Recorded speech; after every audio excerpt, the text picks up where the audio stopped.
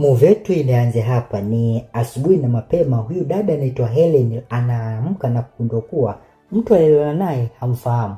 Anajaribu kumuuliza wewe ni nani na hapa tumefikaje, lakini jamaa alichomjibu ni kuwa ni afadhali wangeendelea kulala tu kupumzika, kwa sababu jambo walilofanya usiku sio jambo dogo.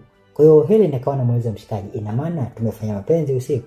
Mshikaji akawa anajibu ndio, kwani ulikuwa hujitambui? Na Helen ikabidi achanganyikiwe, akaanza kujiandaa haraka ili atoke nje na aende nyumbani kwao. Lakini cha ajabu, anatoka nje akakutana na mpenzi wake, na mpenzi wake akawa anamuuliza Helen kwamba usiku kucha ulikuwa wapi, kwa sababu nimekuwa nikikutafuta sana. Na Helen kabla hajaanza kujitetea, ghafla huyu jamaa ambaye alikuwa naye chumbani ambaye anaitwa Charles akatoka nje na kuchungulia pale mlangoni.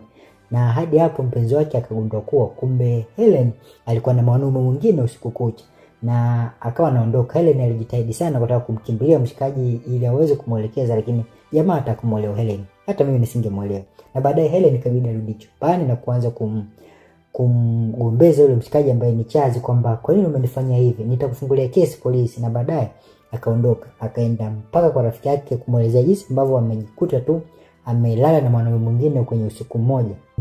Na yule rafiki yake akawa anamwambia kwamba kwani imekukwaje, kwa sababu inavyoonyesha usiku wa kabla ya tukio hilo walikuwa wapo kwenye party, na asubuhi yake ndo Helen akajikuta anaamka amelala na mwanaume mwingine na hawajui ilikuwa kwaje.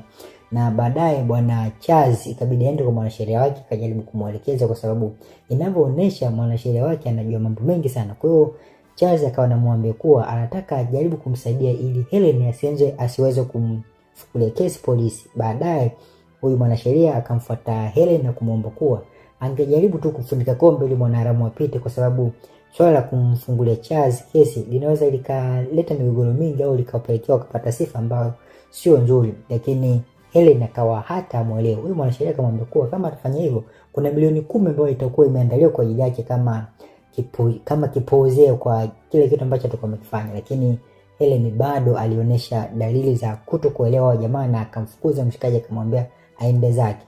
Sasa kabla sijaendelea, binafsi naomba nichukue muda huu kuwashukuru sana mashabiki zangu kwa kufikisha subscribers 500. Kwa hiyo binafsi naona sio jambo dogo, sio jambo la kufunika kombe, sio jambo la kufanya lipite. Nawashukuru sana na naomba sana muendelee kunisupport, muendelee kuwa wanafamilia ili tuweze kufanya mengi zaidi. Jina langu ni Diamond na Diamond Movie Recap. Na kama ni mara yako kwanza kwa hapa, naomba usubscribe, comment, like na kushare ili uendelee pia kuwa mwanafamilia. Asante.